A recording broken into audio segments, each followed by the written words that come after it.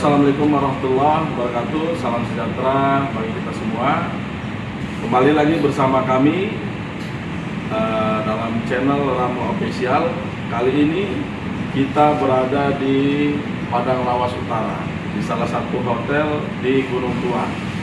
Bersama kita juga hadir tokoh pemuda yang lahir besar di daerah Gunung Tua, yang saat ini sama-sama lagi merantau di Jakarta dan kebetulan sama-sama berada di Gunung Tua hari ini.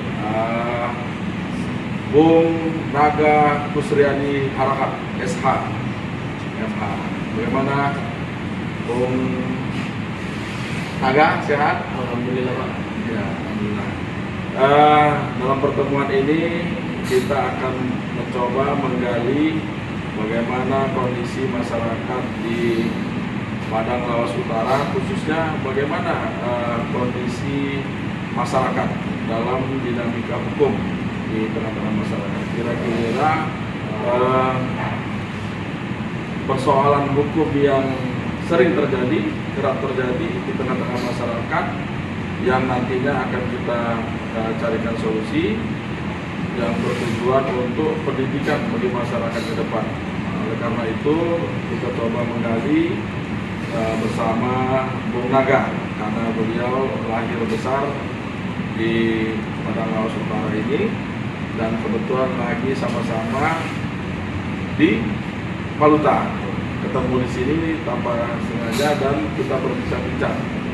Bagaimana Bung Naga? Apa kira-kira yang bisa kita diskusikan berkaitan tentang fenomena masyarakat di Padang Lawas Utara, khususnya permasalahan-permasalahan hukum yang terjadi. Terima kasih Pak Rodi bersama Pak SMA. Di dalam dinamika yang sering terjadi di Padang Lawas Utara ini adalah tentang ketidakpedulian seorang suami terhadap istri. Apakah itu termasuk sebuah atau kata KDRT?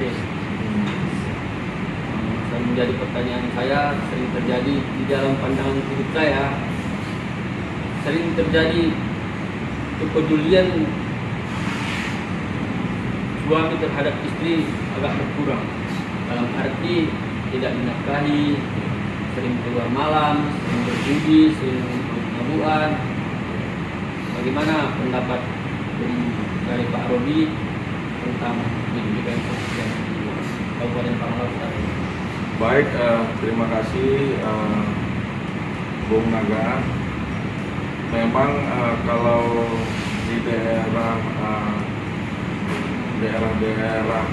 seperti ini memang banyak terjadi persoalan yang seperti yang disampaikan Bung Naga tadi. Banyak kepala rumah tangga, khususnya suami ya, suami yang tidak memperdulikan anak istrinya, sering mabuk-mabukan dan tidak memberikan nafkah. Kita bisa melihat dari dua sisi. Pertama, kalau dari sisi agama, kebetulan di sini mayoritas agama Islam. Dari sisi hukum Islam, perbuatan suami yang tidak menafkahi istrinya ini bisa menjadikan syarat untuk si istri mengajukan gugatan perceraian. Tapi memang perbuatan ini tidak mutlak mengakibatkan hubungan suami istrinya putus. Namun bisa dijadikan syarat si istri untuk mengajukan gugatan perceraian. Karena ketika dia mengikrarkan untuk menikah ke istrinya, itu ada syarat-syarat ikrar yang dibacakan.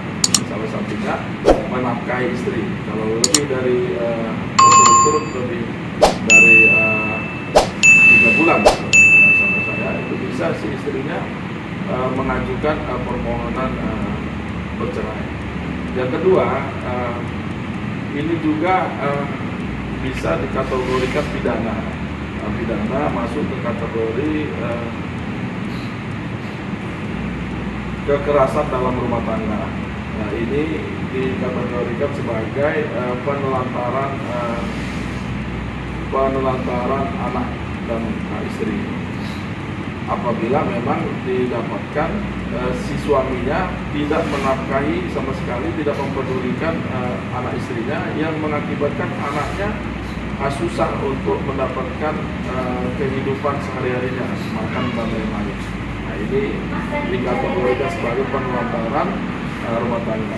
Ini bisa kita lihat di dalam Undang-Undang Nomor 23 tahun 2004 tentang penghapusan kekerasan dalam rumah tangga, khusus di pasal 9 ayat 1 yang menyatakan menelantarkan orang lain sebagaimana dimaksud pasal 9 ayat 2, pasal 49 menyebutkan pidana penjara paling lama 3 tahun atau denda paling banyak 15 juta rupiah. Jadi perbuatan ini juga bisa dikategorikan sebagai penelantaran keluarga, anak dan istri, itu kategorinya sebagai kekerasan dalam rumah tangga. Seperti yang saya sebut tadi, dalam pasal 9 ayat 1 bisa atau 9 ayat 2 bisa dipenjara selama-lamanya 3 tahun atau denda paling banyak 15 juta rupiah. Oleh karena itu, memang seharusnya kalau kita sudah berniat berumah tangga, bertekad sebagai kepala tangga, ya berkewajiban menafkahi anak istri. Karena anak istri adalah tanggung jawab kita, yang nantinya maju dan suksesnya anak itu kan tergantung kita. Kalau bapak ibu tidak menafkahi, ya anaknya mau jadi apa? Kira-kira begitu. Terima kasih Pak Robi. Satu lagi Pak Robi, di dalam pandangan saya selama berada di Padang Lawas Utara ini, saya melihat contoh kasus pada saat itu seorang istri lagi dalam setelah dia berobat kemana-mana, istri meninggal.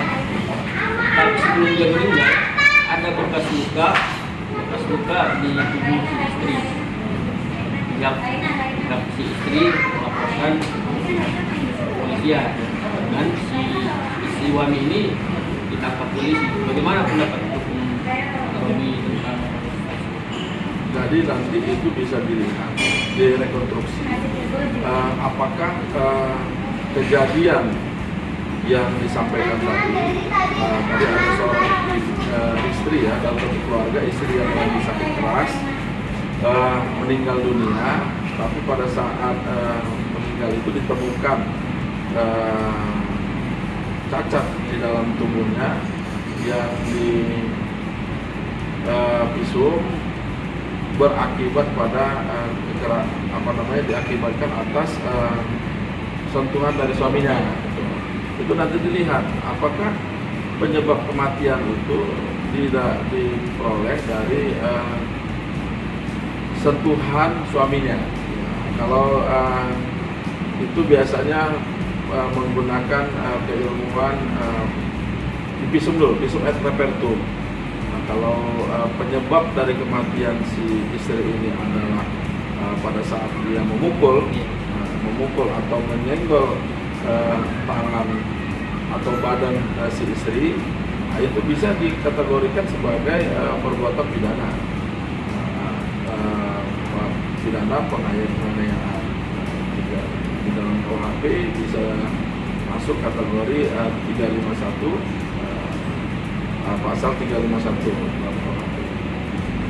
Itu nanti direkonstruksi apakah penyebab kematian dia tadi diakibatkan dari pukulan tangan si suami. Kalau kematiannya bukan atas dasar pukulan suami, maka dia tidak bisa diminta pertanggungjawaban pidananya. Kalau pertanyaannya apakah itu bisa dipidana, dilihat dulu tadi, butuh ada namanya rekonstruksi peristiwa pidananya. Nah, ini di-compare dengan keilmuan tadi visum et repertum. kematian itu diakibatkan apa? Apa kematian itu hanya disebabkan atas penyakitnya, atau kematian pas saat dia mati itu diakibatkan dari dipukulnya si istri oleh suami. Kalau matinya diakibatkan pukul, maka suaminya bisa dimintakan pertanggungjawaban pidana. Itulah untuk melihat pertanggungjawaban pidana tadi. Banyak itu terjadi, misalnya seseorang meninggal diakibatkan atas ketidaksengajaan orang, misalnya memukul dia dengan lidi, tapi dengan pemukulan lidi itu mengakibatkan si korbannya meninggal. Apakah itu bisa dikategorikan perbuatan pidana? Itu bisa. Jadi dilihat dulu apa penyebab kematiannya. Kalau kematiannya hanya sebatas penyakit, maka terlepas pertanggungjawaban pidana. Nah, kalau dia meninggal pada saat meninggalnya itu diakibatkan pukulan suaminya, nah itulah yang bisa dimintakan pertanggungjawaban pidana. Pidananya tadi saya bilang bisa masuk kategori pasal 351 atau 352 Kitab Undang-Undang Pidana tentang penganiayaan. Kira-kira gitu. Ada lagi yang ini kira-kira? Terima kasih Pak Romi. Ya baiklah, inilah bincang-bincang singkat kita dengan tokoh pemuda Padang Lawas Utara di salah satu hotel di Paluta, di Gunung Tua pasnya. Nah, mudah-mudahan dari perbincangan kita, dari dua pertanyaan tadi yang kita simpulkan, pertama, sebagai kepala rumah tangga memang kita harus bertanggung jawab, baik nafkah dan pendidikan maupun fasilitas lainnya terhadap anak. Karena kalau tidak kita penuhi, masuk ke kategori kekerasan dalam rumah tangga, khususnya penelantaran anak. Nah, ini bisa dipidana dengan pidana penjara 3 tahun atau denda 15 juta rupiah. Dan penelantaran ini bisa juga dijadikan syarat untuk istri mengajukan gugatan cerai. Yang kedua, tentang peristiwa kejadian tadi, kita simpulkan harus dilihat dulu apakah kematian si istri tadi diakibatkan dari pukulan suami atau memang dikategorikan dari penyakitnya. Nah, ini lebih dalam lagi masuk ke ilmuwan visum et repertum. Kira-kira begitu, pemirsa. Mudah-mudahan kedepannya tidak terjadi lagi dalam rumah tangga seorang ayah menelantarkan anak istrinya. Kalau dia berani menjadi kepala rumah tangga, ya wajib menafkahi istri, karena itu syarat ketika dia menikahi seorang istri. Kira-kira begitu pemirsa. Kalau ada yang mau ditanyakan bisa melalui WA kita dan melalui YouTube channel, dan bisa melalui Instagram. Apapun yang menjadi permasalahan sahabat RAM dimanapun berada bisa ditanyakan melalui tadi. Sekian dari kami di Padang Lawas Utara. Salam Cakrawala Hukum.